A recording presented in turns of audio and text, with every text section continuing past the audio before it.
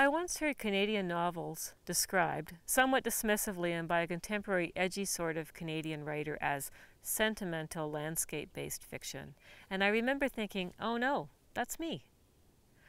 And then I thought, no, that's okay. Many of my favorite Canadian writers write sentimental landscape-based fiction. My novels, Treading Water, Wind Tales, Sounding Line, and now Flying with Amelia, could be characterized this way. But I like to think they're that and a little bit more. In Flying with Amelia, published by MacArthur and Company in September 2011, everyday characters are set against a backdrop of social, historical, and political change. The narrative follows a family, its descendants, and the people whose lives they influence through 100 years in voices that include male and female, young and old, sentimental and edgy, and across, there's that word again, a vast landscape. The chapters interweave so that a character in one might turn up in passing later in another. It's part generational tale, part 6 degrees of separation, all of it unapologetically sentimental landscape-based fiction. It begins in 1847 with the Murphys and the McGraws, who escape the Great Famine in Ireland, coming across the Atlantic on a famine ship. A lot of people never survive that voyage, but they do. They make it to the new land full of hopes and dreams, and over time they scatter across the country.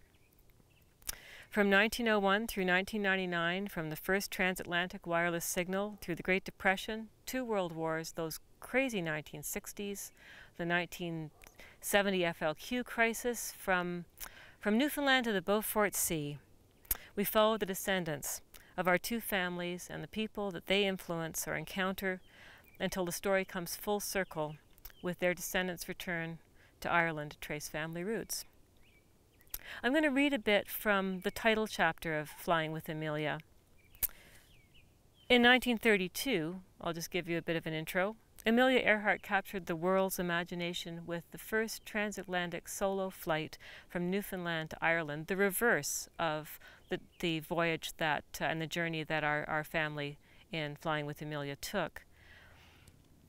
By 1934, when the title chapter was set, she was planning to fly around the world.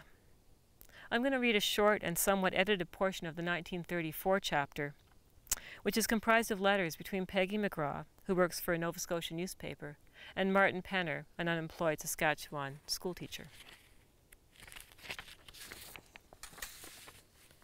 September 23rd, 1934. Dear Mr. Penner, I am writing in response to your advertisement in the Yarmouth Herald for a pen pal. You requested a woman, and I guess I fit the bill. If we are to be pen pals, then it seems important that we strike the right tone and that it be an honest one. This being Canadian landscape-based fiction, we have mosquitoes, excuse me. And so I will pledge, Mr. Penner, to be as honest and forthright as I can be if you will promise to be the same. Honesty is the least we can give one another in these times, generally speaking, and quite often it is probably the most. Although things are for sure a little better here than they are for you there, where I hear the farms are dust if they're not grasshoppers. I've seen the newsreels at the movies, and I'll tell you, I won't complain about the weather. Can't buy a new pair of shoes, but at least there's always a fish in the pot. But see, I'm nattering on, which is what my friend Sally says is my very worst trait. Sally works at the desk right next to mine at the Herald, which is how I saw your notice right away before it was even printed, because I've become right good at reading backwards and in reverse. In fact, at our last Christmas party at the newspaper, we had a contest to see who could read our publisher's editorial in the next edition, which, of course, was still set in its lead type and therefore in reverse, and fastest, and without stumbling, which I can tell you was hilarious. And I won, which tells you I have one talent at least. And what else do you know about me? Well, if you skip to the bottom of the page, and I suppose you might have, I would have, you know that my name is Peggy McGraw.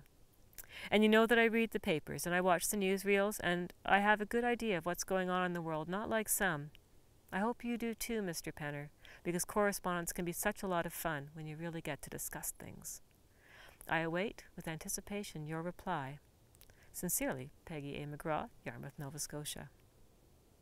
October 1st, 1934. Dear Miss McGraw, I can't begin to tell you how delighted I was to get your letter. You sound like a very charming and very intelligent young lady. Of course, you didn't give me your age, although I noticed you asked mine, and since I'm responding to your letter, I suppose you could take that as agreement to your plea for forthrightness, and so I will tell you that I am 27 years old and unmarried.